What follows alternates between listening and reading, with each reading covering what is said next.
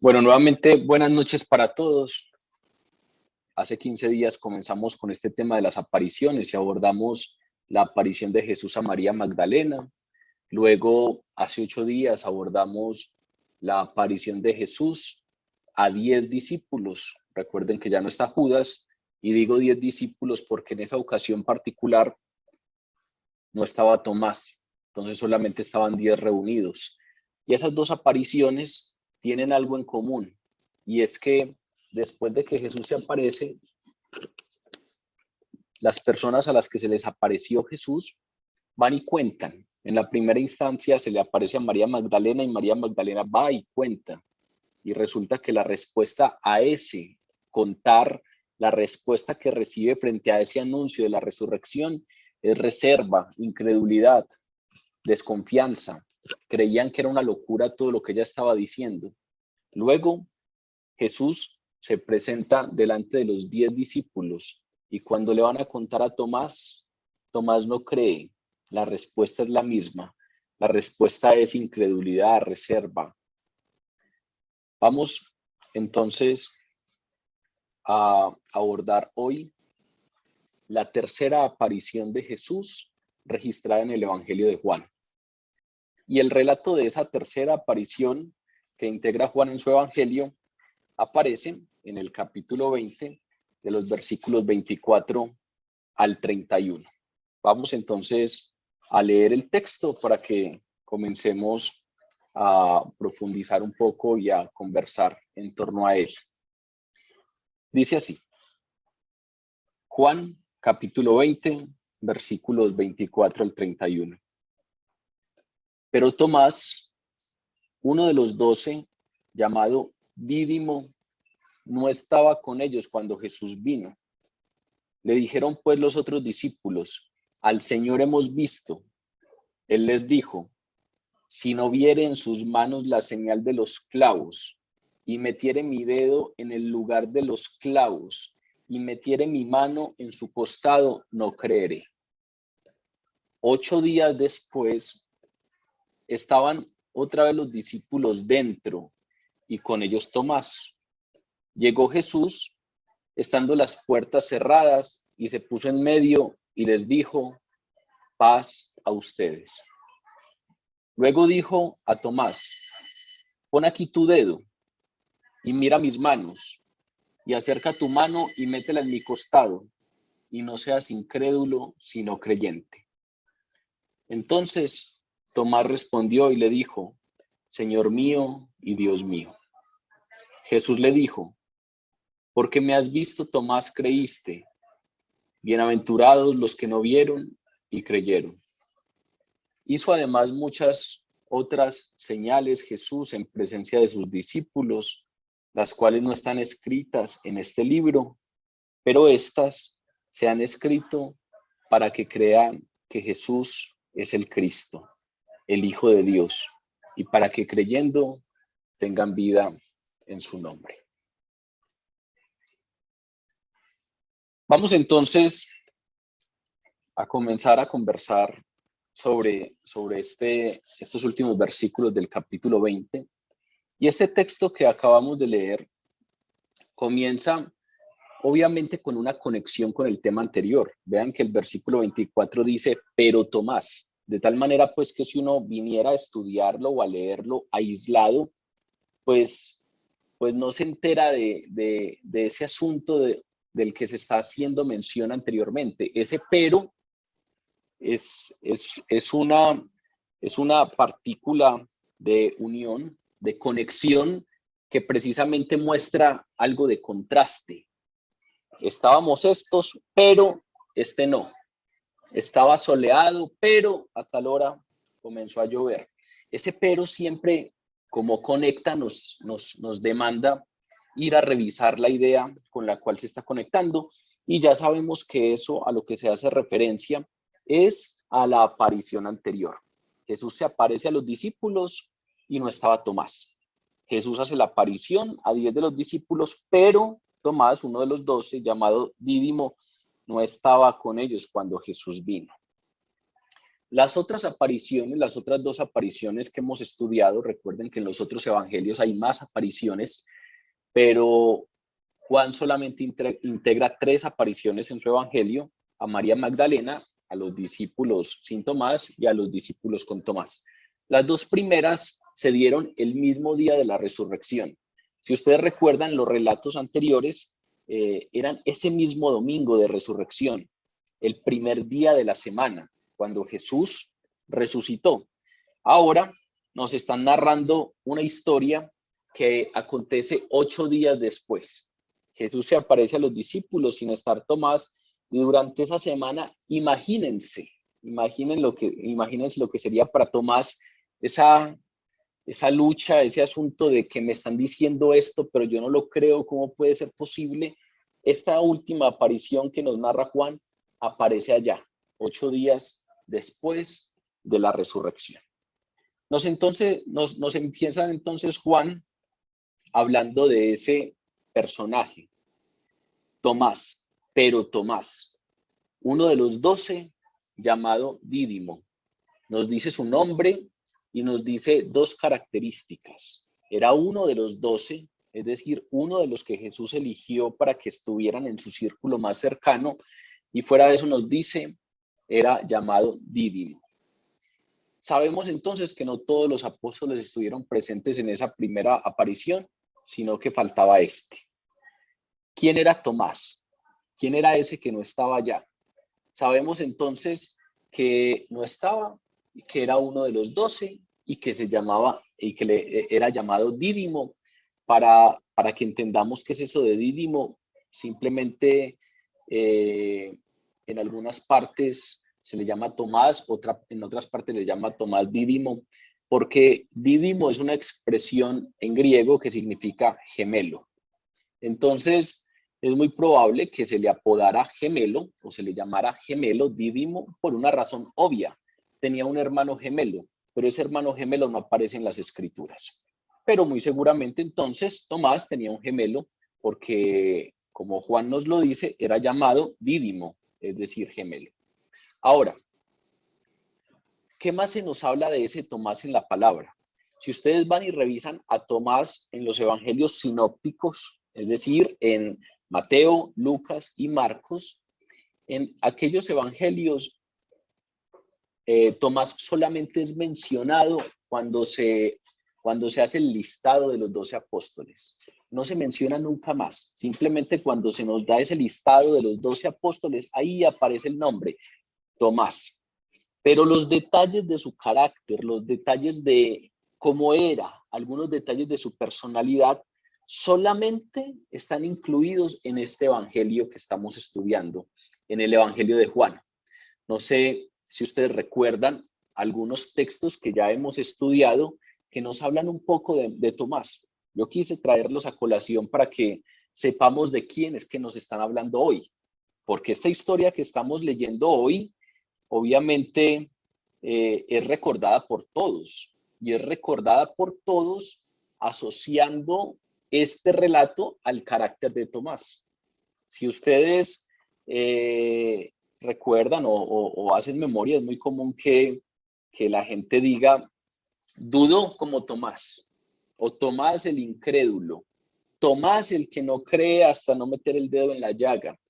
Es probable que en los evangelios hayan otras características, y es probable que después de esto Tomás haya sido un personaje relevante como los demás apóstoles en la proclamación del evangelio, en la constitución de la iglesia del primer siglo. Pero esto que estamos leyendo hoy es tan relevante, tan determinante, que Tomás es recordado en la iglesia por no haber creído. Tomás es recordado por haber dudado.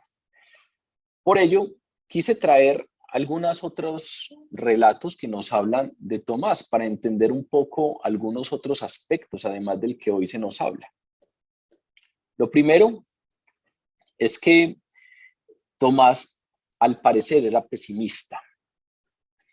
Tomás, al parecer, era ese tipo de personas que siempre resaltan lo negativo de las circunstancias, ese tipo de personas que tienen tendencia a encontrar el punto negro en la hoja blanca, que tienen tendencia a resaltar los puntos débiles, que tienen tendencia a resaltar las debilidades.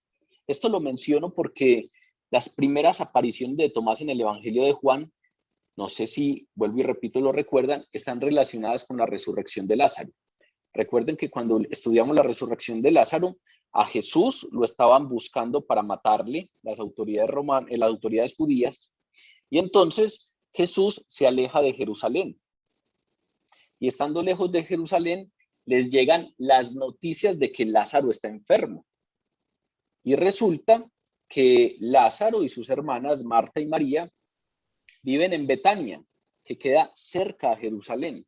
Y entonces, cuando Jesús recibe esas noticias, pues les cuenta a sus discípulos y luego les dice que van a ir a Betania, van a ir a donde está Lázaro. Cuando Jesús les dice que van a ir a Betania, donde está Lázaro, ahí hace la primera aparición Tomás. Tomás aterrado, atemorizado, porque Jesús había decidido regresar a las cercanías de Jerusalén, donde los judíos lo esperaban para matarle, exclama con fatalismo: vamos también nosotros para que muramos con él. En el capítulo 11 de Juan, en el versículo 16, aparece esa expresión, que es una expresión muy interesante, porque es una expresión que no piensa, vayamos con cuidado y de pronto no va a pasar nada, o vayamos, que Dios nos protege, si vamos con Dios nada nos va a pasar. No es una expresión que, aunque crea que algo negativo va a pasar, no lo manifiesta precisamente para no generar mayor temor del ya existente, sino que vean que es una expresión contraria. Es la expresión del que espera que pase lo peor. Vayamos también nosotros para que muramos con él. Jesús dice, voy para Betania, y lo que dice Tomás es, vayamos también nosotros, que nos maten con él, vayamos a morir con él. Su negativismo precisamente lo hizo creer que morirían si iban a Jerusalén. Pero a pesar de ese negativismo que se ve en esa expresión, Tomás es un tipo sincero en sus intenciones. Cuando uno revisa esa expresión, no puede dejar que ese pesimismo oscurezca la valentía que hay detrás de la expresión. Tomás pensó que la situación era peligrosa, no había esperanza de que salieran de allá con vida. Sin embargo, estaba decidido a ofrecer la vida por su Señor. Estaba decidido a acompañar a Jesús a las cercanías de Jerusalén, a pesar de que eso costara la vida. Su amor por Jesús era tan fuerte que prefería morir con él a estar separado de él. Si Jesús iba para Betania, vamos a morir con él, pero prefiero morir con él a quedarme aquí y estar separado de él. Si ven, hay pesimismo, si ven, hay una personalidad negativa, pero también hay fidelidad, también hay arrojo, está decidido por Jesús, ve las cosas malas, ve los puntos negros, pero no tenía dudas. Si veo lo malo, si veo lo negro, si veo lo difícil, lo veo, pero si debo ir hacia allá, por amor a Jesús, hacia allá voy. Tenía un amor tan grande por Jesús que estaba dispuesto a morir con él y por él. Allí, Tomás fue un ejemplo de fortaleza para los demás discípulos. Muy seguramente él lo dijo, pero es probable que eso que él manifestó, los demás discípulos lo pensaban y sentían ese temor. Pero él en ese momento fue el impulsor de la fortaleza. Vamos también nosotros a morir con él. Tal vez los otros estaban tambaleantes y él fue precisamente ese ejemplo de fortaleza. Y efectivamente, siguiendo lo que menciona Tomás, nos dice la palabra que todos fueron con Jesús a Betania. Claro, tenía intenciones buenas, aunque también sabemos que en el momento crucial en Getsemaní, antes del arresto de Jesús, pues no acompañó a Jesús en oración y sabemos que cuando llegaron a arrestar a Jesús, se mostró igual que los demás discípulos, dejó a Jesús, abandonó a Jesús, como nos dice el Evangelio. Cuando arrestaron a Jesús en el huerto, todos los discípulos dejándole, huyeron. Ahí también estaba Tomás. Es decir, a pesar de que en otro escenario está dispuesto a ir hasta las últimas consecuencias por Jesús, luego cuando llega el momento decisivo en Getsemaní, también huye. Pero es un hombre sincero en sus intenciones, aunque a veces no es totalmente consciente de hacia dónde lo llevan esas intenciones. Tomás vuelve a aparecer en el aposento alto. Recuerden, ya hace poco, hace unas semanas estábamos estudiando el discurso de despedida de Jesús, todo el capítulo 14 de Juan. Y allí vuelve Juan a hacer foco en Tomás. Hizo ese primer foco en la resurrección de Lázaro y ahora en ese discurso de despedida en el aposento alto vuelve a poner allí el foco. Jesús, allí en ese lugar, acaba de anunciar su partida, acaba de anunciar que va a dejar a los discípulos y dijo que los discípulos sabían a dónde iba. Jesús les dice que regresaría al Padre y esperaba que los discípulos supieran a dónde iba. Pero en ese momento los discípulos no estaban seguros de nada. Los discípulos no sabían nada. Y los demás se quedaron callados, pero Tomás era sincero en sus creencias, era sincero en su conocimiento, era sincero en su alcance, y entonces vocalizó lo que los demás no eran capaces de manifestar. En ese momento, ahí en el Evangelio de Juan, en el capítulo 14, versículo 5, nos dice el Evangelio que Tomás dijo: Señor, no sabemos a dónde vas, ¿cómo vamos a saber el camino? Eso es un asunto muy interesante de un hombre sincero, porque sobre todo en estos temas espirituales a veces nos engañamos a nosotros mismos, a veces pasamos de largo un montón de cosas, a veces nos tragamos el cuento completo, no sopesamos lo que está bajando a nuestro corazón, no sopesamos si efectivamente sí estoy creyendo y si soy sincero con eso que estoy creyendo o que digo creer. Tomás, al parecer, era una persona sincera. Y aunque Jesús pareciera estar hablando de algo muy espiritual, regreso al Padre, y ustedes saben el camino, pues Tomás no se tragó el cuento entero y le dijo: no, un momentico, Jesús, no sabemos a dónde vas, ¿cómo vamos a saber el camino? No tenemos ni idea de qué nos estás hablando.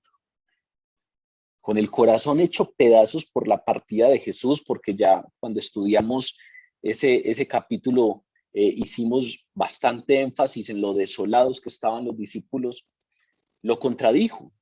Con esa desolación, esa tristeza, fue capaz de contradecir a Jesús, diciéndoles: no, nosotros a duras penas estamos entendiendo que vas a morir. A duras penas estamos entendiendo que no te seguiremos viendo de la misma manera, pero no sabemos nada más. A duras penas estamos entendiendo ese anuncio de la muerte que estás haciendo, pero no sabemos qué hay más allá. No sabemos qué es eso de ir al Padre y mucho menos vamos a saber el camino. Es un hombre entonces que sí tiene algo de pesimista, también es un hombre arrojado, es un hombre que por amor a Jesús va a Betania sabiendo el riesgo que eso representa, pero también Juan nos lo presenta como un hombre sincero consigo mismo, sincero con sus creencias, sincero con ese asunto de qué es lo que está bajando a mi corazón, qué es lo que estoy entendiendo en mi cabeza. Cuando se le pregunta, entiende. Él no era de las personas que iba a decir sí si no entendía.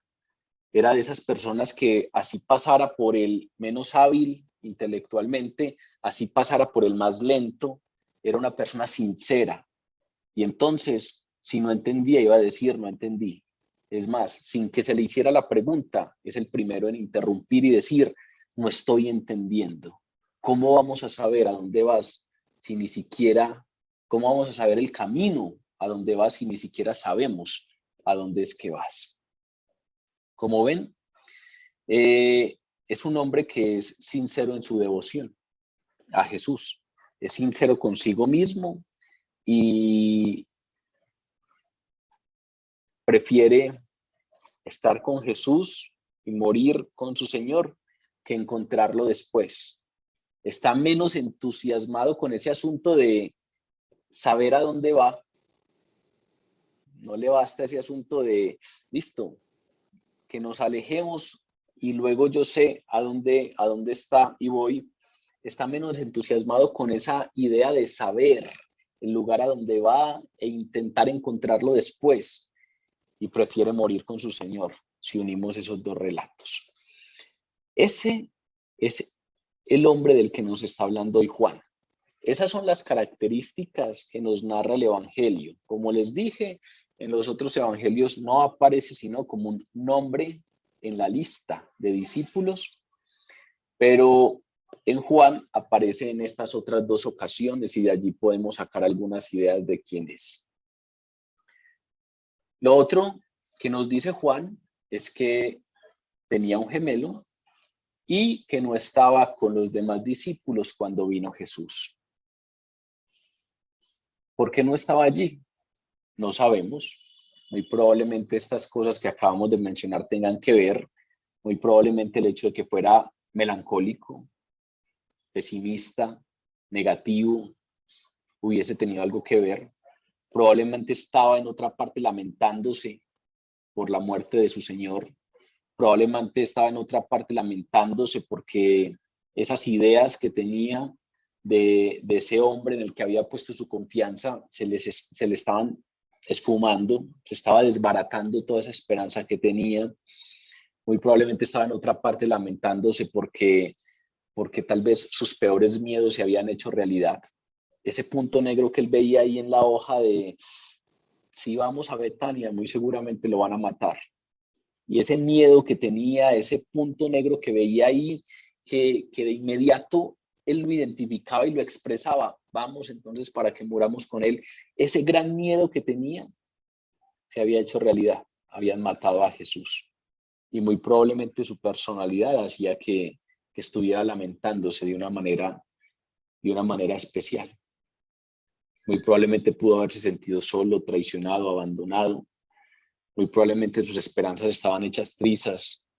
Muy probablemente pues estaba totalmente desgarrado y desolado porque aquel a quien tanto había amado, que no tenía duda alguna en ir y exponer su vida por él. Vamos a Betania, aunque allí estemos en riesgo, pero vamos. Ese que amaba tanto, que era capaz de decir vamos para que muramos con él, pues se había ido y su corazón muy seguramente estaba desgarrado. Muy probablemente era una persona solitaria y mientras los otros discípulos pasaban el dolor, la tristeza, el duelo en compañía, él prefería estar solo. Hay momentos en los que los dolores se llevan mejor solos y ni siquiera la compañía de los amigos es tolerable. Para algunas personas, no sabemos, suposiciones. Todo lo que digamos son posibles suposiciones del por qué Tomás no estaba en ese lugar cuando se apareció Jesús el primer día de la semana a los otros 10 discípulos. No sabemos dónde estaban ni las razones. Lo único que sabemos es lo que Juan nos dice. Tomás, uno de los 12, llamado Dídimo, no estaba con ellos cuando Jesús vino. Era lo claro. Continúa entonces el texto diciendo, le dijeron pues los otros discípulos, al Señor hemos visto. Él les dijo, si no viere en sus manos la señal de los clavos, y metiere mi dedo en el lugar de los clavos, y metiere mi mano en su costado, no creeré. como acabamos de mencionar, no sabemos dónde estaba, pero cuando regresó de donde estuviera, los otros discípulos le contaron, muy seguramente animados, muy seguramente con regocijo, le dijeron, al Señor hemos visto, pero él no quedó convencido. Muy seguramente estaba seguro de no volver a ver nunca a Jesús. Muy seguramente se negó a darle alas a sus esperanzas para no verlas hechas pedazos. Eso pasa con las personas pesimistas. Prefieren confiar poco para no verse defraudados, que es lo mismo que nos acaba de mencionar o que acabamos de revisar, que nos menciona Juan en el caso de ir a Betania por lo de la muerte de Lázaro. Habían muchas posibilidades. Es más, efectivamente no pasó nada. Efectivamente allí en esa visita nadie le hizo nada a Jesús. Pero Tomás era ese tipo de personas que preferían más bien no poner sus esperanzas muy alto, sino confiar bajito, volar bajito. Vamos a que muramos con él.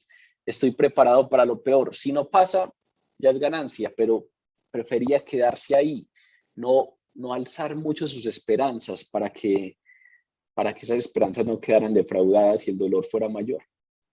¿Han escuchado ustedes un dicho muy paisa que dice, el que duerme en el piso nunca se cae de la cama? Más o menos así nos están describiendo un poco a Tomás. Era de los que prefería volar bajito para que el golpe de la caída no fuera muy duro. Y entonces declara escéptico, si yo no veo en sus manos la señal de los clavos, y si no meto mi dedo en ese lugar donde estaban los clavos, y si no meto mi mano en su costado, no creeré. Esa es la afirmación por la que recordamos históricamente a Tomás.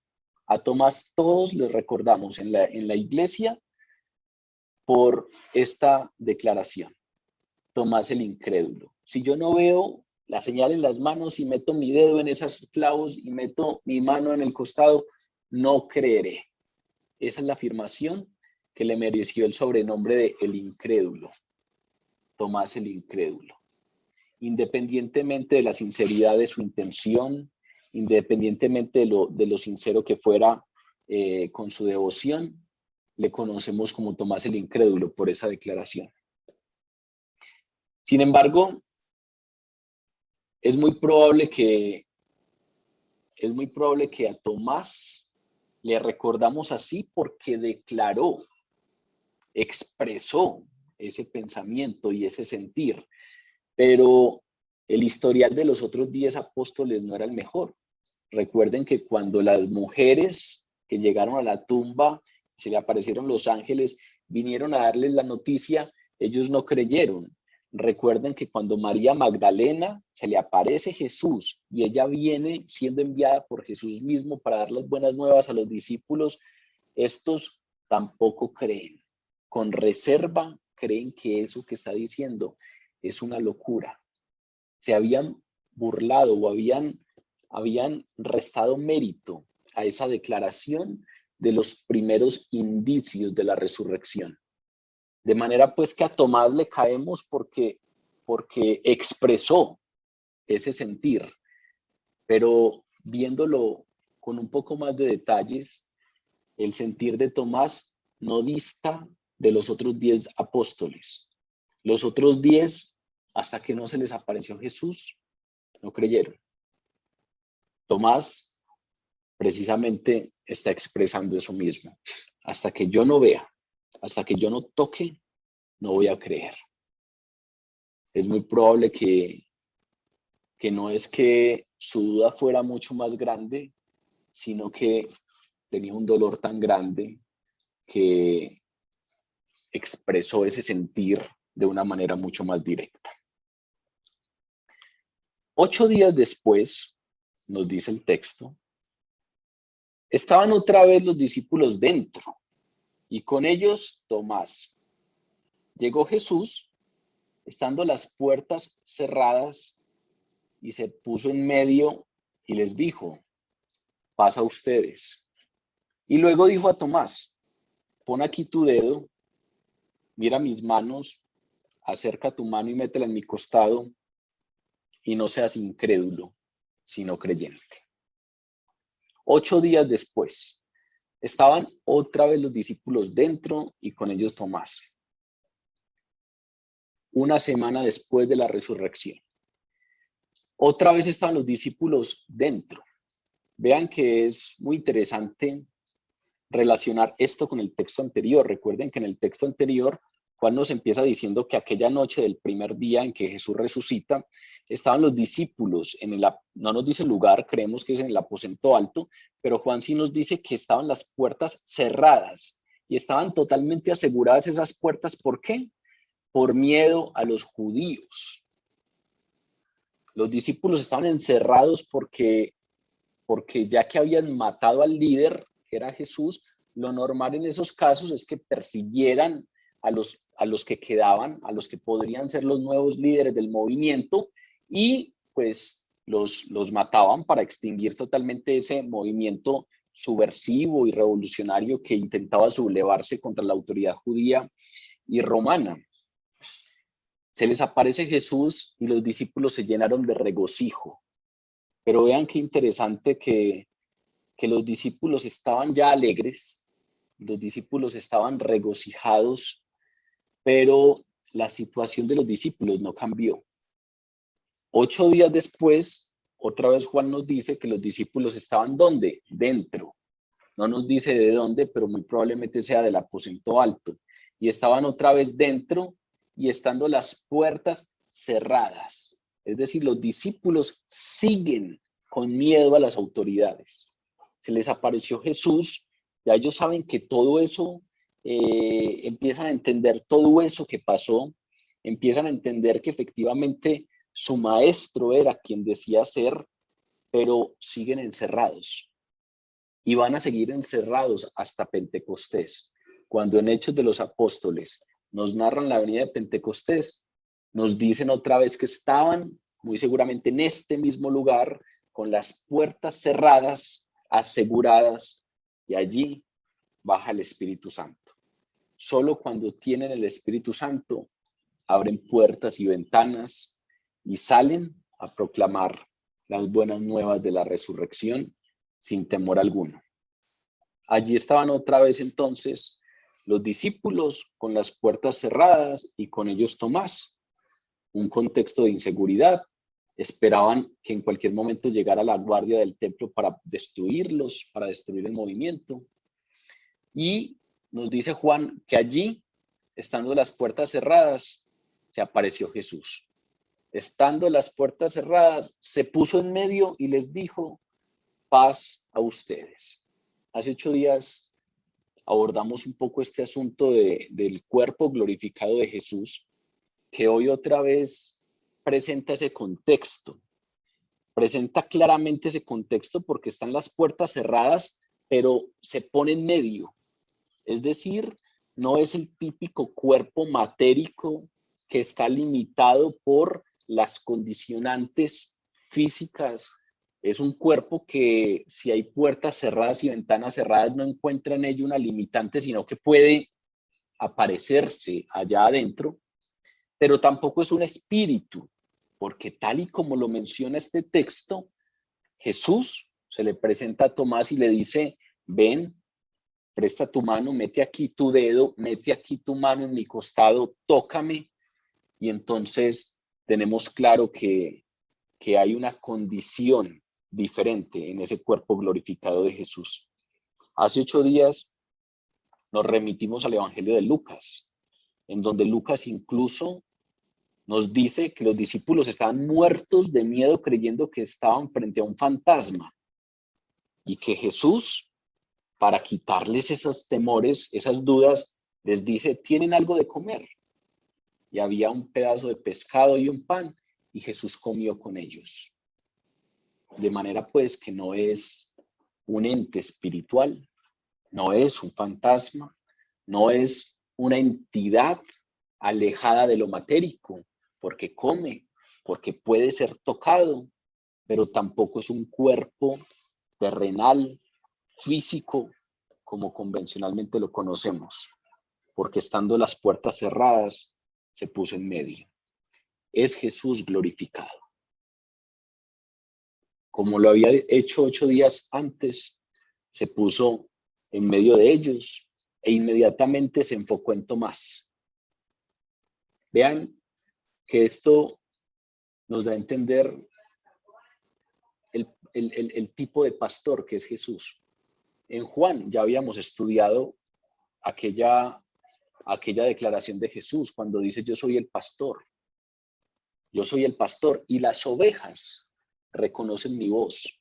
Yo soy el pastor y llamo a las ovejas por su nombre. Yo soy el pastor y las ovejas conocen mi voz y me hacen caso, confían en mí.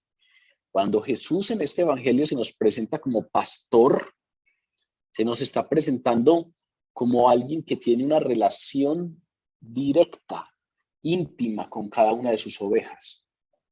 Hago mención a esto porque recuerden que una de las diferencias entre los fariseos y los saduceos es que los saduceos consideraban que Dios tenía un trato con la nación en general, pero que no se inmiscuía en la vida directa de nadie, no tenía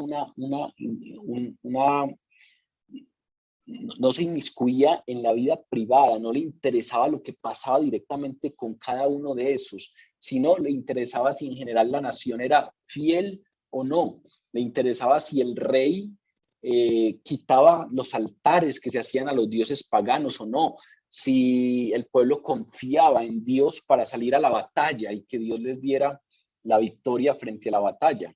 Los saduceos tenían una idea de Dios más de una relación nacionalista, a diferencia de los fariseos que creían más en un Dios que tenía inmiscuencia, se inmiscuía en los asuntos personales. Por eso los fariseos eran tan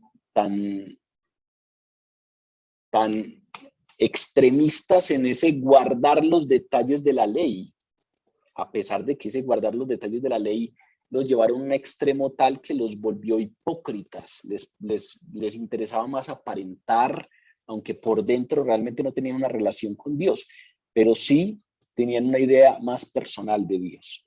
Cuando Jesús se nos presenta en este evangelio como el pastor, eso aclara todas las dudas, porque hay muchos de nosotros que somos teístas, es decir, creemos que Dios existe, pero también hay algunos que creyendo que Dios existe, tienen dudas al respecto de si Dios sí se interesa en mí, si se interesa en mi vida. Dios que se va a estar ocupando de lo que me pasa a mí, de lo minúsculo de mi problema. Es muy grande para mí, pero para Dios eso no debe tener importancia. Y a pesar de que a veces creemos en Dios, tenemos esa idea de ese Dios que está lejos y que no se inmiscuye en nuestros asuntos. Cuando Jesús se presenta como el buen pastor, vuelvo y repito, aclara las dudas frente a ese tema. Yo soy el buen pastor que llamo a las ovejas por su nombre y ellas escuchan mi voz. Cuando dice llamo a las ovejas por su nombre o llama a las ovejas por su nombre, recuerden que el nombre en ese contexto judío tiene esa connotación de dar a conocer el carácter de la persona. Por eso en la cultura judía se da el cambio de nombres cuando hay un cambio radical en la existencia de una persona. Abraham cambia su nombre por Abraham. A Sarai se le cambia el nombre por Sara. A Jacob se le cambia el nombre por Israel, después de que tienen ese encuentro radical que parte su historia en dos con Dios. A Saulo de Tarso se le cambia el nombre por Pablo. Recuerden la suegra de Ruth, el libro de Ruth. La suegra de Ruth se llama Noemi, pero a Noemi se le muere su esposo y se le mueren sus 2 hijos. Y entonces llega delante del pueblo y dice, ya no me llamen más Noemi, a partir de este momento llámenme Mara, que significa amargura. Y cambió su nombre, porque según ella, el Todopoderoso le había dado amargura. Cuando Jesús habla de que conoce a las ovejas por su nombre, está hablando de que nos conoce tal y como somos. Sabe exactamente qué tenemos dentro, qué pasa por nuestro corazón, qué pasa por nuestros pensamientos, cuáles son nuestros temores, en qué somos aparentones, en qué nos presentamos ante los demás de una manera, pero cuando estamos a solas nos damos cuenta que no somos así, que simplemente son máscaras que nos ponemos para estar delante de los demás, pero Él nos conoce tal y como somos. Y fuera de eso, plantea que está interesado en una relación con nosotros. Esa relación que empieza con comunicación. Mis ovejas escuchan mi voz. Cada oveja escucha mi voz. Escucha que la llamo por su nombre. Recuerden lo que hablamos en la primera aparición de Jesús a María Magdalena. María Magdalena se volteó y vio a un hombre allí, pero no lo reconoció, no sabía que era Jesús. Es más, creyó que era el hortelano y le dijo: ¿dónde has puesto el cuerpo de mi Señor? Dime, yo voy y lo traigo. Y Jesús le dice: María. Y cuando Jesús pronuncia el nombre, ella cae de rodillas y le reconoce y se aferra a él y le dice: Rabani, maestro. Porque las ovejas escuchan a su Señor cuando pronuncia el nombre. Saben cómo su Señor pronuncia su nombre. Aquí se nos está narrando una aparición de Jesús y apenas se aparece en medio de todos ellos, de inmediato sabe quién es el que tiene dudas. Sabe quién es el que ha tenido un corazón tambaleante. Sabe quién es el que necesita cuidados más cercanos. Sabe quién es el que necesita que le den una pedagogía un poco más cercana, más desmenuzada, porque no está creyendo. Sabe quién es el que necesita una confirmación de fe. Sabe exactamente qué fue todo lo que dijo Tomás.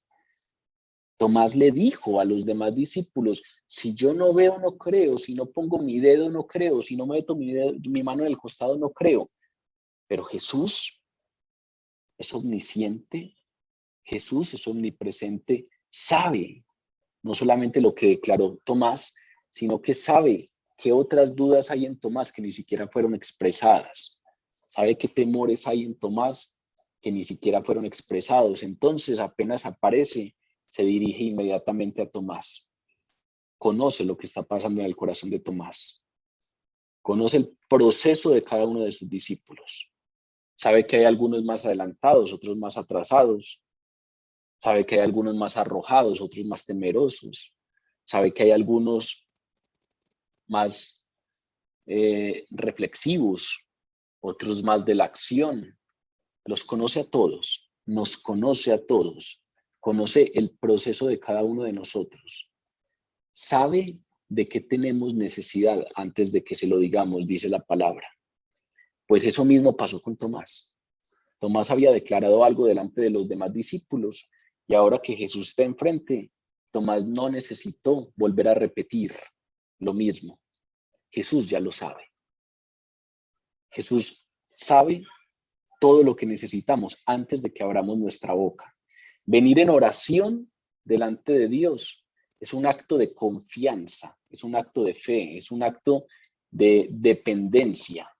No es que Dios necesite escucharlo para enterarse. Dios ya está enterado. Él lo quiere escuchar de nosotros porque es un acto de confianza. Pero Él ya sabe todo lo que nos pasa antes de que se lo digamos.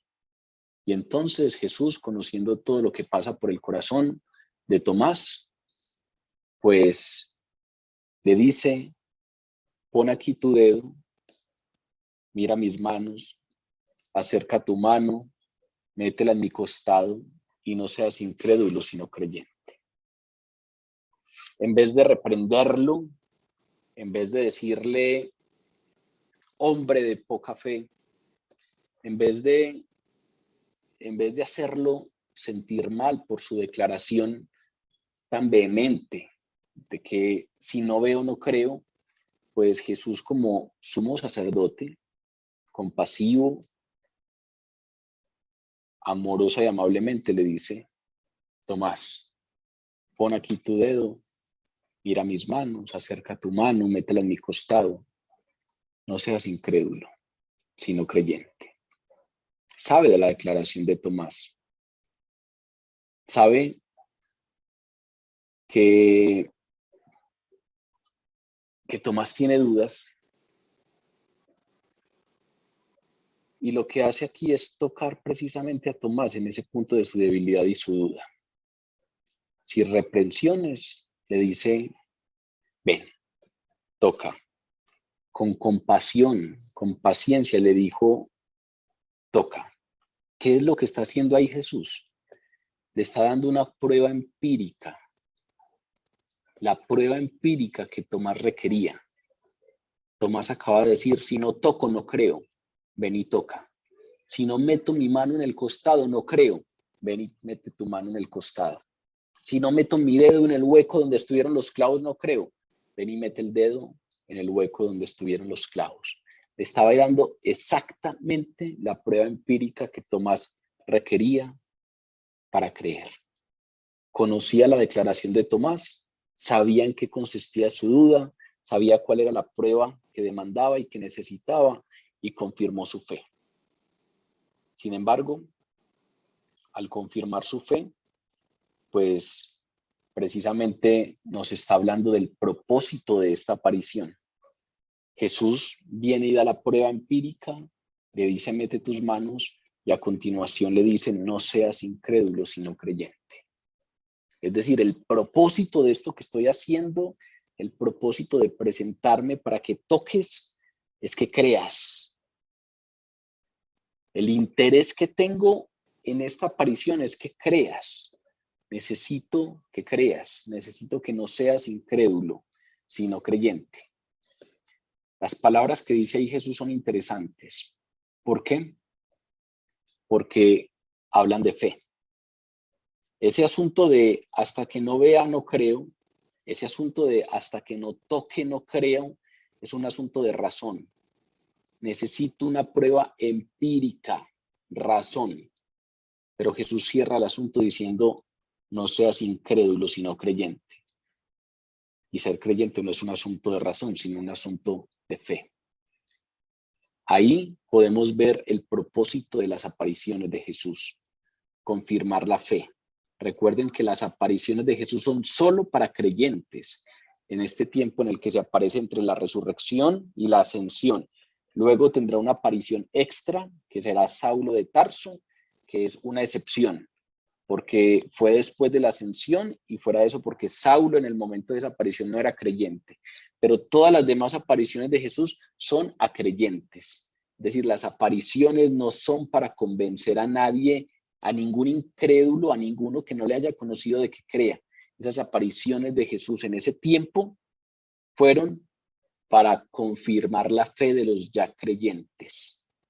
A María Magdalena, a las mujeres, le había aparecido a los discípulos y no estaba Tomás, y ahora 8 días después se aparece, y hay un propósito claro: mete tus manos, toca, no seas incrédulo, sino creyente. Confirma la fe de Tomás. Entonces Tomás respondió y le dijo: Señor mío y Dios mío. Y Jesús le dijo: porque me has visto, Tomás, creíste. Bienaventurados los que no vieron y creyeron. Ante esa prueba empírica que le da Jesús, Tomás respondió: Señor mío y Dios mío. Eso que pasó ahí en unos cuantos segundos, se presentó y le dijo: ven y toca, fue suficiente para quitar toda duda. Esa prueba era la que necesitaba Tomás y fue suficiente. Su escepticismo, sus dudas, su dureza, su terquedad, todo se disolvió para siempre a la luz de esa evidencia irrefutable. Jesús estaba ahí enfrente confrontándolo y diciéndole: toca y no dudes más, toca y no seas incrédulo. Y todo escepticismo y toda duda se disolvió. Y entonces Tomás hizo la que tal vez es la más grande confesión que puede hacer cualquier discípulo de Jesús, comparable solo a la declaración de Pedro cuando Jesús les pregunta: ¿quién dice la gente que soy yo? Y los discípulos dicen, algunos dicen que eres un profeta, algunos dicen que eres Juan el Bautista. Y entonces Jesús les pregunta: ¿y ustedes quién piensan que soy yo? Y Pedro, tomando la vocería de todos, dice: tú eres el Mesías, el Hijo del Dios viviente. Esa es la declaración base de todo discipulado. Creer que Jesús es Dios, es el Mesías que había de venir, el Hijo del Dios viviente. Y tal vez solamente comparable con esa declaración está esta: Señor mío y Dios mío. Es una declaración que finalmente manifiesta lo mismo. Creo que eres mi Dios, creo que eres mi Señor, creo que eres Dios. Te conocí como maestro, te conocí como hombre encarnado, pero creo que tu existencia trasciende todo. Puedo rastrear terrenalmente tu origen. Eres hijo de María y de José el carpintero, pero hoy creo que tu origen excede todo tiempo, todo límite. Hoy creo que no tuviste ni inicio y tienes fin. Decir Señor mío y Dios mío es entender a Jesús como Dios, como el creador de todo, como el Salvador, como el Mesías, como el Maestro. Esa es la declaración de Tomás. Apenas ve esta prueba de Jesús. La declaración de Tomás apenas ve las manos y el costado de Jesús y toca: Señor mío y Dios mío. Y es muy significativo que Jesús no lo corrigió. Jesús aceptó la declaración de deidad que le hizo Tomás. De hecho, alabó a Tomás por su fe. De hecho, nos afirma que efectivamente Tomás creyó sinceramente. Porque me has visto, Tomás, creíste. Ahí, a pesar de que fue necesaria la evidencia empírica y a pesar de que fue necesario verlo, Jesús está confirmando que Tomás creyó. Porque me has visto, Tomás, creíste. Sin embargo, Jesús hace una corrección, hace una reprensión que es fundamental para todos nosotros. Es muy significativo que en medio de una declaración como esas, Señor mío, Dios mío, Jesús considerara importante hacer una corrección. Muy seguramente estaba previendo el tiempo en que esa evidencia empírica que se le dio a Tomás no estaría disponible. El tiempo en que esa evidencia tangible y física de venga y toque no estaría disponible. Porque ya sabemos que estuvo disponible para los creyentes, para los discípulos, y entre la resurrección y la ascensión. Pero venía entonces otro tiempo que teológicamente llamamos la era eclesial, es decir, la era de la iglesia, que es la era que arranca con la venida del Espíritu Santo y en donde la evangelización se hace a través de la iglesia. Muy seguramente Jesús estaba previendo el tiempo de la era eclesial, estaba previendo la evangelización a las naciones y entonces hizo una corrección. Porque me has visto, Tomás, creíste. Bienaventurados los que no vieron y creyeron. Bienaventurados los que sin ver creen. En la iglesia del primer siglo, donde los discípulos están predicando y fundando iglesias, especialmente sabemos que Pablo es un discípulo significativamente activo en este asunto de la evangelización y de fundar iglesias. Pablo, por ejemplo, a las iglesias a las que les escribe, pues les habla en esos términos. Las personas que estaban allí en esa iglesia fundada por Pablo, pues no habían visto a Jesús resucitado. no habían tocado los huecos donde estuvieron los clavos, no habían metido su mano en el costado como lo hizo Tomás. En la segunda carta a los Corintios, por ejemplo, en el capítulo 5, Pablo le dice a los corintios: vivimos confiados siempre y sabiendo que entre tanto que estamos en el cuerpo, estamos ausentes del Señor, porque por fe andamos, no por vista. Es decir, creemos en Él por fe, no porque le hayamos visto. Creemos en Él solamente por fe. Pedro, que anda también evangelizando y que también manda cartas para confirmar en la fe a las iglesias que se han generado allí en ese primer siglo, pues también en su carta tiene una declaración similar. En la primera carta de Pedro, en el capítulo 1, versículo 9, dice: Jesucristo, a quien amamos sin haberle visto, a quien amáis sin haberle visto. Pedro lo vio, Pedro estuvo con él, Pedro lo vio en su ministerio terrenal, Pedro lo vio resucitado en estas dos apariciones. Y lo vio en otra aparición a la orilla del lago de Galilea, del mar de Galilea. Pero los otros creyentes no. Por eso les escribe: Jesucristo, a quien amáis sin haberle visto, en quien creyendo, aunque ahora no lo veáis, os alegráis con gozo inefable y glorioso, obteniendo el fin de vuestra fe, que es la salvación de vuestras almas. Aunque no lo veamos, creéis en Él, lo amáis, aunque no lo veáis. De eso se trata la corrección de Jesús. La corrección que hace Jesús a Tomás tiene todo que ver con esta lógica de la era eclesial, con esto que pasaba precisamente en la divulgación de la palabra y que pasa en nuestro tiempo, porque estamos en la era eclesial, en la divulgación de la palabra a través de la iglesia. Ese tiempo que hay entre la primera venida, la ascensión, la venida del Espíritu Santo, y la segunda venida, esa es la era eclesial. Y ahí el común denominador, lo normal, es creer sin ver.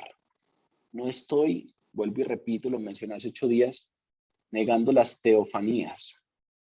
Sí estoy diciendo que son excepciones y que por lo tanto no podemos depender de ello. No podemos depender de estas. Recuerden capítulo 17 de Juan, cuando en su oración sacerdotal Jesús oró por nosotros. No pido solo por estos, mis discípulos, apóstoles, hoy, sino por todos aquellos que van a creer en mí a través de la palabra de estos. En esa oración, Jesús está declarando que lo normal de los creyentes futuros es que crean a través de la palabra de ellos, no a través de las apariciones de Jesús, sino a través de la palabra de ellos, de lo que ellos cuenten, de lo que ellos prediquen, de lo que dejaron escrito. Nosotros hoy estamos precisamente estudiando el Evangelio de Juan, es decir, estamos profundizando en el conocimiento de Jesús a través de lo que uno de sus apóstoles, testigo ocular, dejó escrito. A través de la palabra de él estamos conociendo más. La corrección de Jesús a Tomás nos habla de la era eclesial, de la evangelización a través de la iglesia.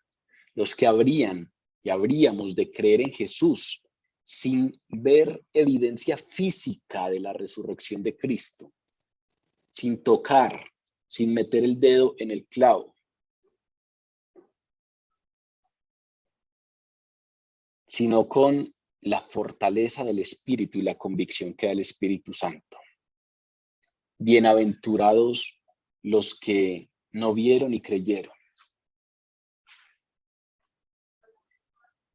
Esa es la reprensión que le hace Jesús a Tomás.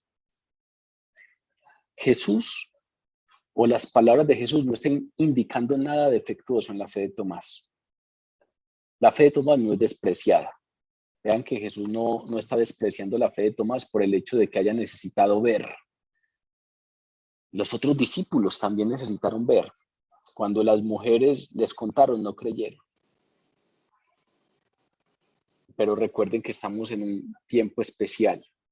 Estos hombres y estas mujeres habían sido formados por Jesús durante 3 años, durante el ministerio terrenal, y ahora Jesús necesitaba confirmar su fe, que supieran que ese maestro que tuvieron era Dios, que todo lo que él les anunció era verdad, que efectivamente resucitaría, que subiría al Padre y que vendría el Espíritu Santo. Jesús necesitaba confirmar esto. La fe de Tomás no fue despreciada, precisamente porque si Tomás y los otros apóstoles no hubieran visto a Cristo encarnado, no habría fe cristiana. Ese era el requisito para ser considerado apóstol en la iglesia del primer siglo. Los apóstoles no era cualquier creyente, los apóstoles eran los que habían sido testigos oculares de Jesús resucitado. Por eso Pablo dice, en el grupo de apóstoles entré yo como un abortivo, es decir, como el último. ¿Por qué? Porque ya Jesús había ascendido al cielo y se le aparece a él en el camino a Damasco. Como un abortivo entré yo a ser parte del grupo de los apóstoles. Pablo era considerado un apóstol a pesar de que no anduvo con Jesús durante su ministerio terrenal y a pesar de que no estaba aquí en este grupo, en las apariciones del resucitado, pero tuvo una aparición particular por lo que Jesús tenía preparado para él al respecto de la obra evangelizadora. Si Tomás y los otros apóstoles no hubieran visto a Cristo encarnado, no habría fe cristiana, porque era necesario confirmar su fe y porque todos los creyentes posteriores llegamos a la fe por medio de las palabras de esos primeros creyentes. Entonces, dice Jesús, bienaventurados los que no pueden participar en la experiencia visible de Tomás. Bienaventurados los que sin ver creen. Bienaventurados los que no tienen que ver y los que no tienen que tocar. Aquellos que no tienen la experiencia de Tomás, de tocar el cuerpo resucitado, pero pasamos a participar de la fe de Tomás porque creemos. Esa es la reprensión de Jesús. Bienaventurados los que no necesitan ver, sino que pueden participar de esta misma fe por creer.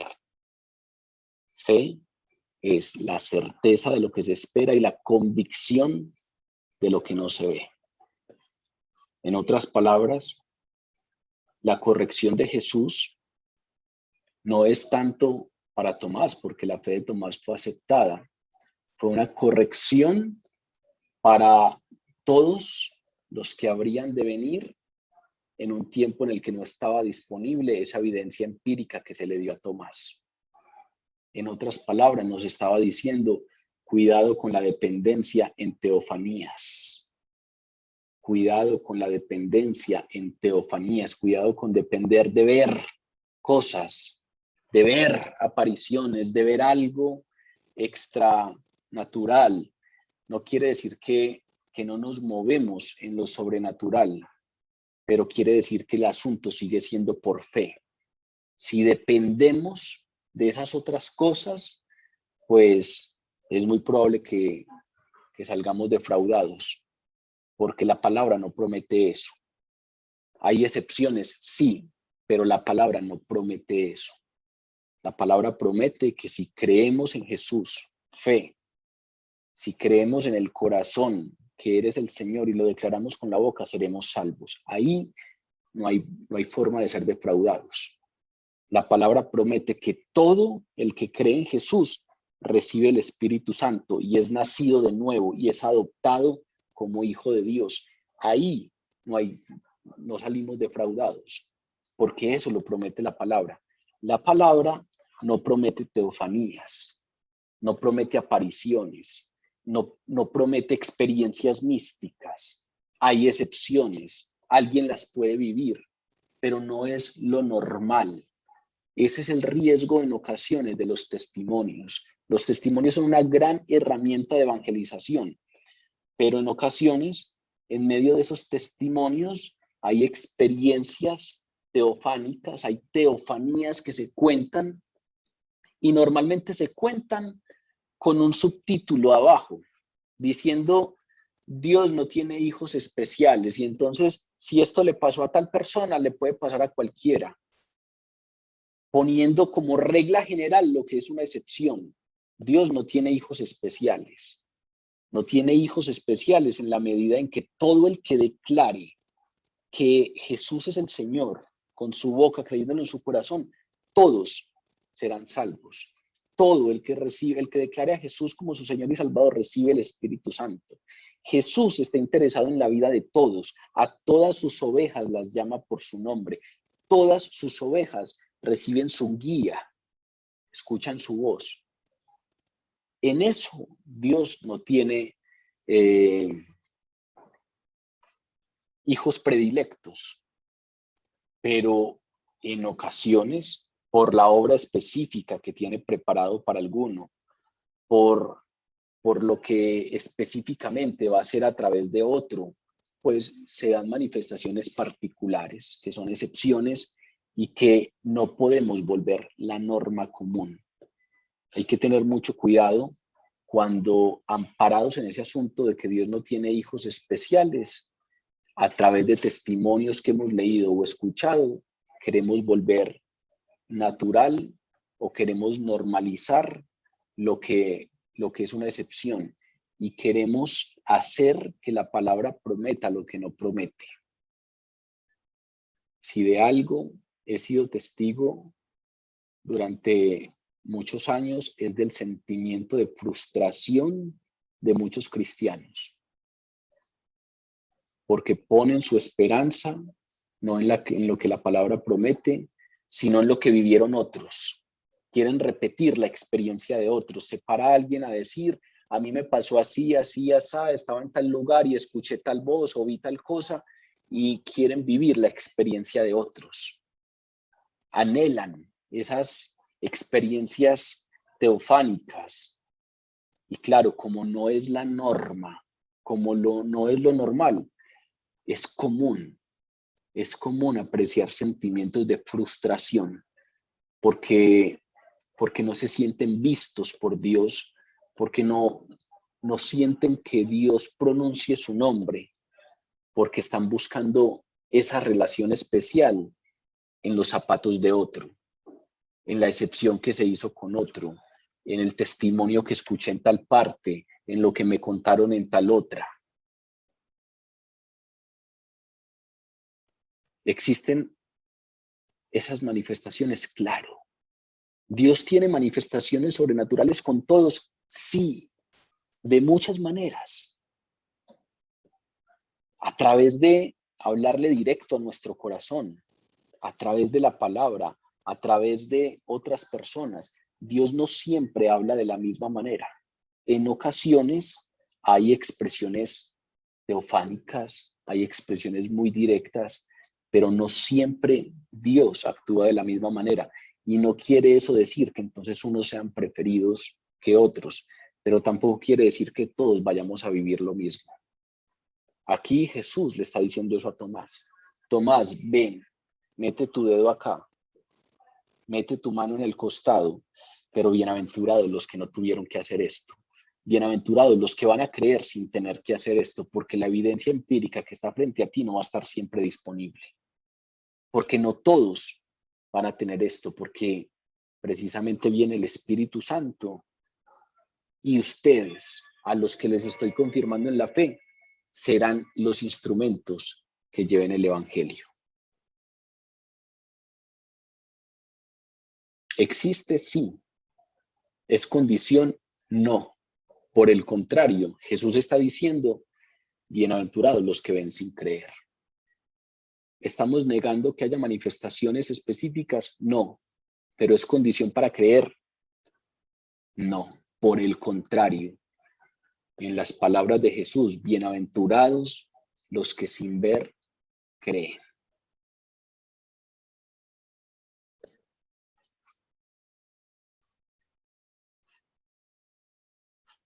Los que sin ver los que sin necesariamente tener evidencia a través de los sentidos, evidencia empírica, creen. Porque la fe no es ver. La fe, por el contrario, es la certeza de lo que se espera y la convicción de lo que no se ve. Caminamos como viendo al invisible, no vemos. La fe no es sentir. La fe no tiene que ver con las percepciones, no tiene que ver con los sentidos.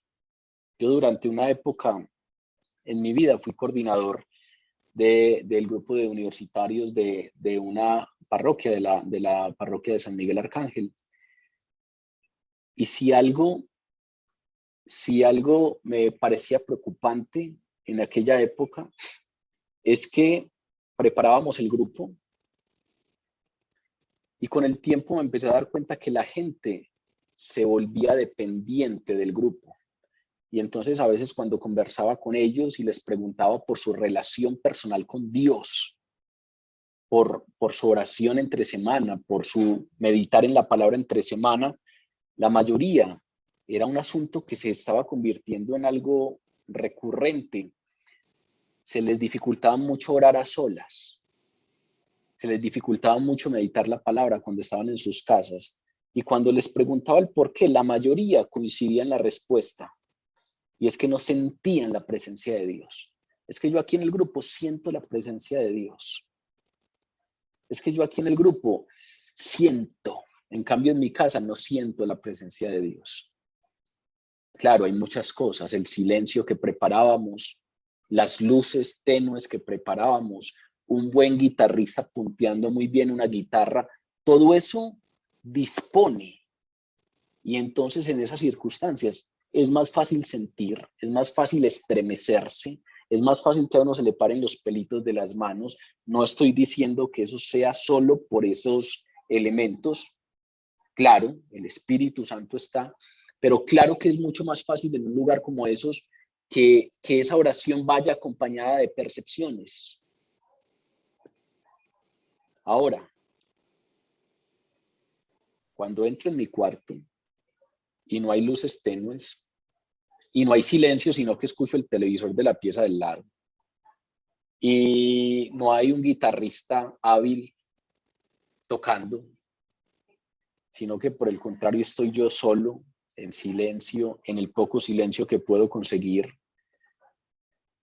en donde esos silencios cuestan, pues no siento. Y la mayoría entonces no oraba mucho en semana, sino que me decían, espero que venga el sábado pronto, porque nos reuníamos los sábados para orar, para meditar en la palabra, porque es que por mi cuenta no siento, porque es que en mi casa no siento. Pero resulta que esta reprensión de Jesús hoy se refiere a eso. Bienaventurados los que no vieron y creyeron. Bienaventurados los que no necesitan percepciones sensoriales. La vista es uno, el oído es otro, el gusto, el olfato, el tacto. Bienaventurados los que no necesitan sentir para creer. Cuando quieras orar, entra en tu cuarto, cierra la puerta y tu Padre que está en lo secreto te espera. ¿Lo crees o no lo crees? No es un asunto de sentir, no es un asunto de guitarrista y luces tenues, es un asunto de fe. Mi Padre que está en lo secreto me espera. Donde dos o más se reúnen en mi nombre, allí estoy yo. No importa el ambiente. No es un asunto de los elementos diseñados para provocar percepciones y sensaciones. Es un asunto de fe. Donde dos o más se reúnen en mi nombre, allí estoy yo. ¿Lo creemos o no lo creemos? Antes de ascender al cielo, le dijo a sus discípulos, yo estoy con ustedes todos los días hasta el fin del mundo. Él está con nosotros todos los días. Hay días que usted lo siente más que otros, pero todos los días está. No depende de que usted lo sienta o no lo sienta. Depende de que lo crea o no lo crea. Hay oraciones que uno levanta y siente algo especial. Siente algo por dentro, siente algo en el corazón. Y hay oraciones que uno levanta y no siente nada.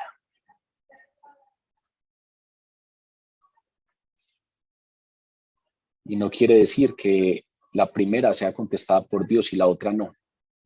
Una de las cosas, les comparto, que es característica en mi vida, es que he sentido ciertas cosas en oración, pero aquellas oraciones más simples, aquellas oraciones en las que no he sentido absolutamente nada,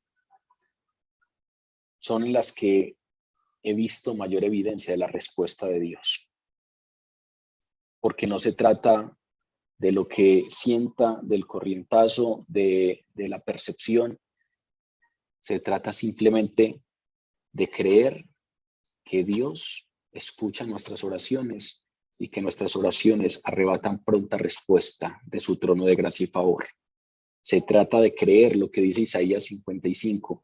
Ninguna palabra sale de la boca del Señor y vuelve a Él sin antes hacer aquello para lo que fue mandada. Se trata de creer aquello que dice Segunda de Crónicas 7:14. Si se humilla mi pueblo, que invoca mi nombre, y oran y se arrepienten de sus malos caminos, entonces yo los oiré desde los cielos, perdonaré sus pecados y sanaré su tierra. Si se humillan, oran y se arrepienten de sus pecados, yo los voy a escuchar. Y no solamente los voy a escuchar, sino que voy a sanar su tierra. No es por sentir, no es por ver, es por creer. Tomás pidió evidencia y se le dio una demostración física, una evidencia empírica que tiene que ver con la razón. Tocó y razonablemente se convenció de que ese tenía que ser Jesús. La corrección de Jesús es una clara indicación. No es por razón, no es por entender, es por fe.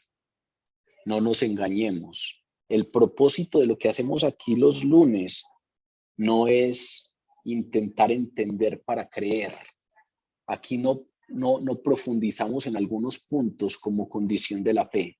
Aquí profundizamos en algunos puntos y queremos explicar otros para conocer más a Dios, para dejar que la palabra nos exhorte, para dejar que nuestra vida sea interpelada por la palabra, que la palabra nos diga, cuidado, que no estás haciendo esto, cuidado, que ya escuchaste esto y no lo estás obedeciendo.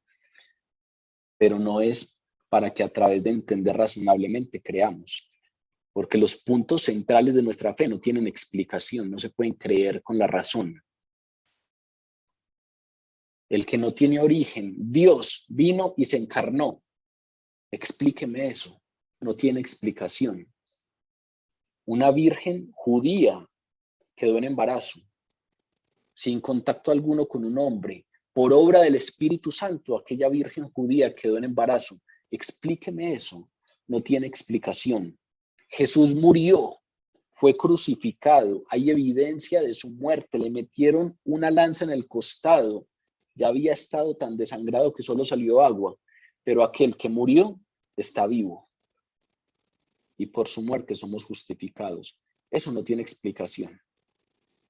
Nosotros no estudiamos la palabra y no profundizamos en la palabra para tener evidencia y creer, porque eso no tiene explicación, eso no tiene aproximación razonable. Eso se cree o no. No estamos buscando evidencias. Profundizamos en la palabra para que nos exhorte, porque ser creyente no es un asunto de razón o de entendimiento, es un asunto de fe.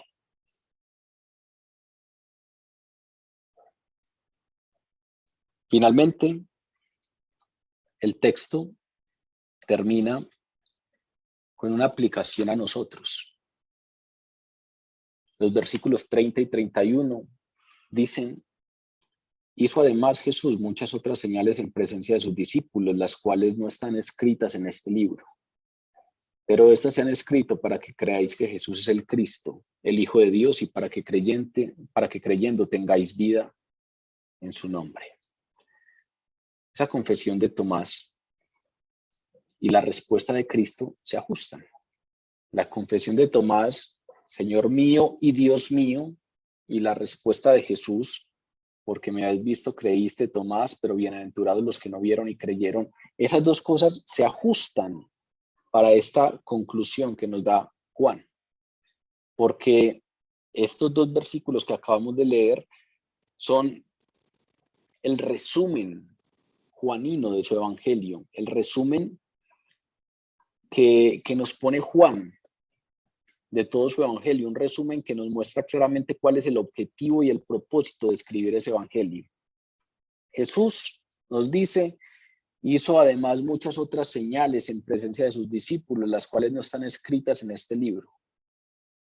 Es decir, quienes no han visto y no verán al Señor resucitado antes de su segunda venida, si nosotros esperamos la segunda venida, no sabemos en qué momento va a llegar, pero no hemos visto al Señor resucitado, no estuvimos en aquella época del primer siglo en donde se dieron los acontecimientos que estamos conversando, pues estos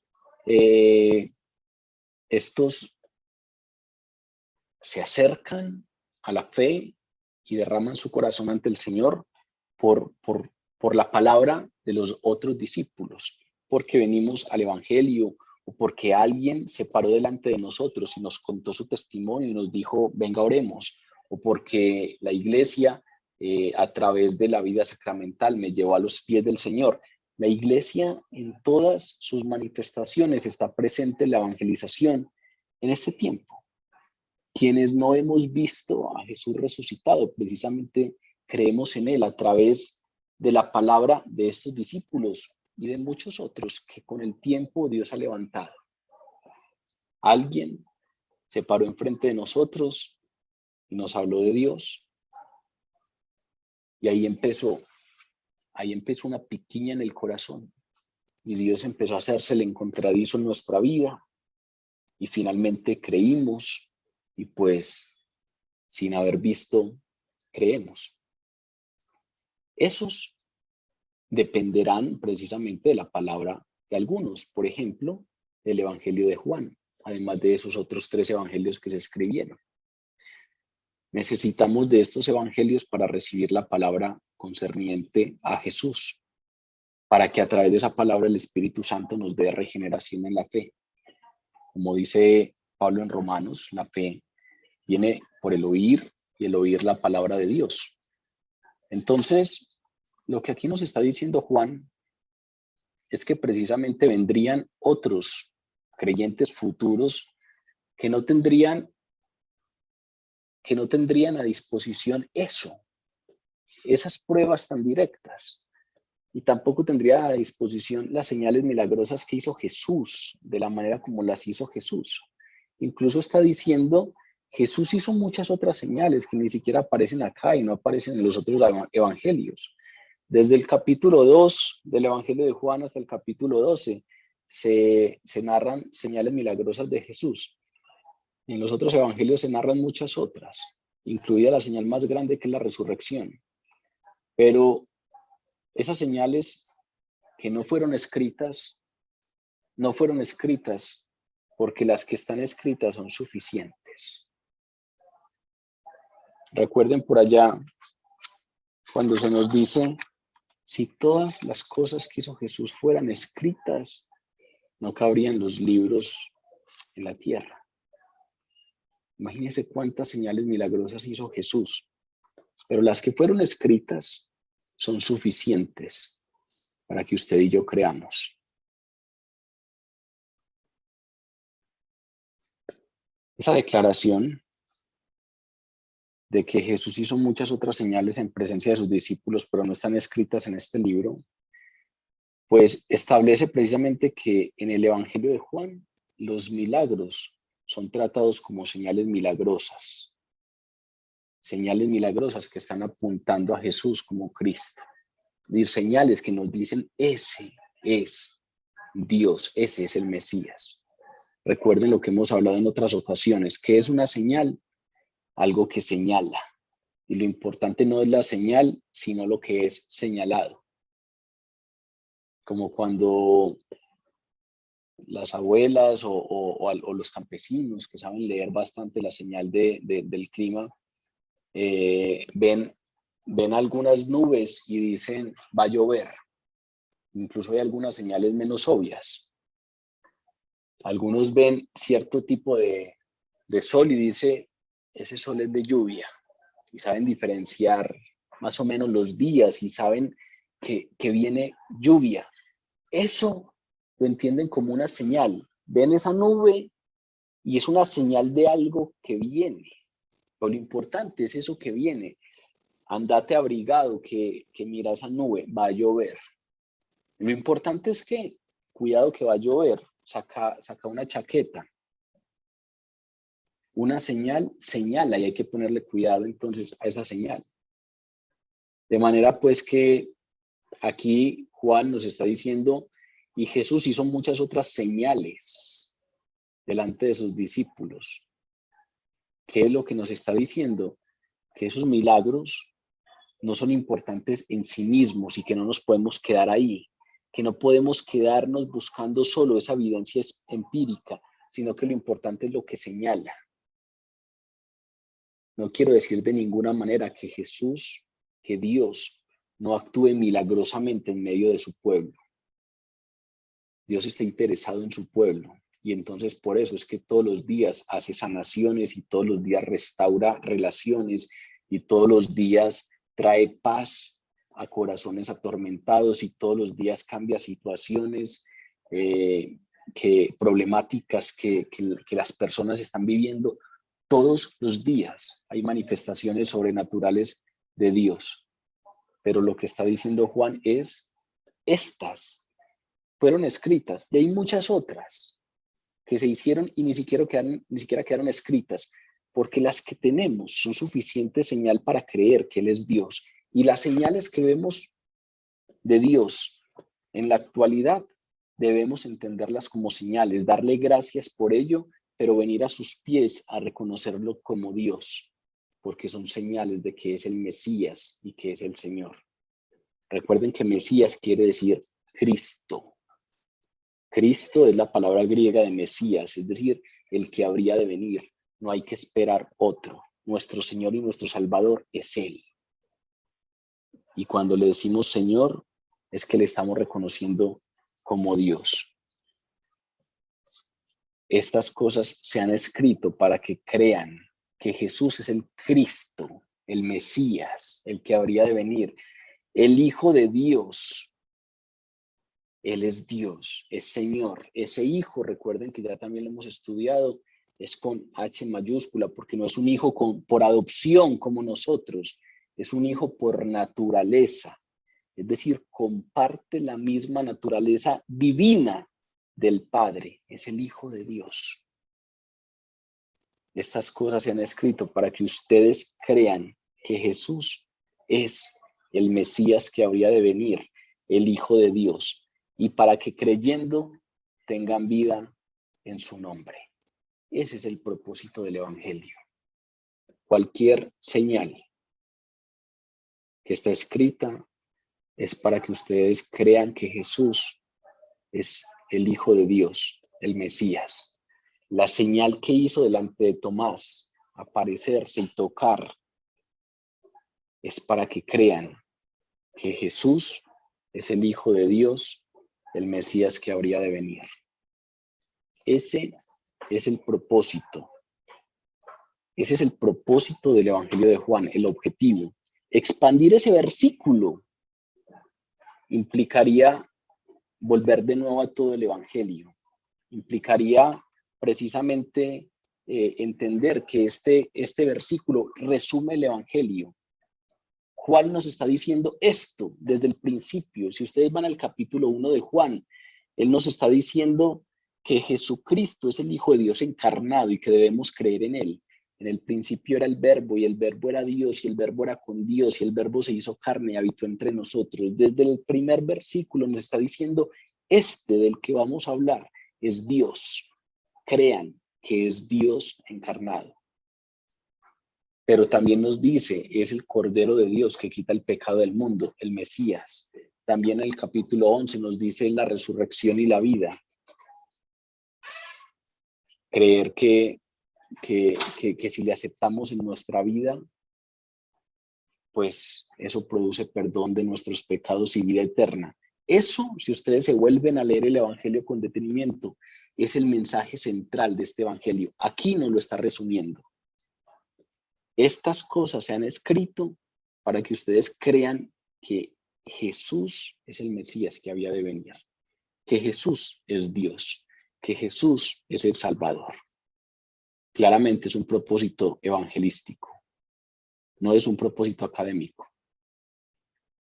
Juan escribe para que hombres y mujeres crean cierta verdad. ¿Cuál es esa verdad? Que Jesús es el Mesías y es el Hijo de Dios. Esa es la verdad que tenemos que creer y esa es la verdad que se constituyó como objetivo y propósito de todas las cosas que escribió Juan. Que usted y yo creamos en esa verdad. Jesús es el Mesías y el Hijo de Dios.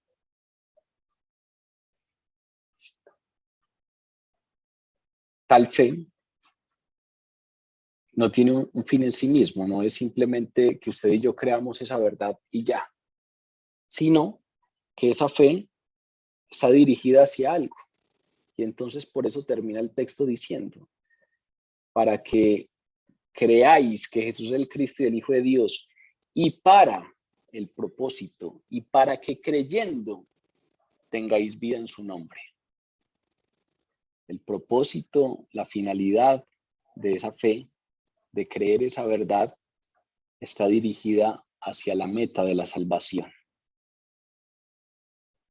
hacia la meta de la salvación personal y escatológica, es decir, a la meta de la salvación hoy, que Jesús, que todos los que creemos en Jesús somos nacidos de nuevo y que nuestra vida es diferente en Jesús hoy, pero que también tenemos vida eterna en su presencia.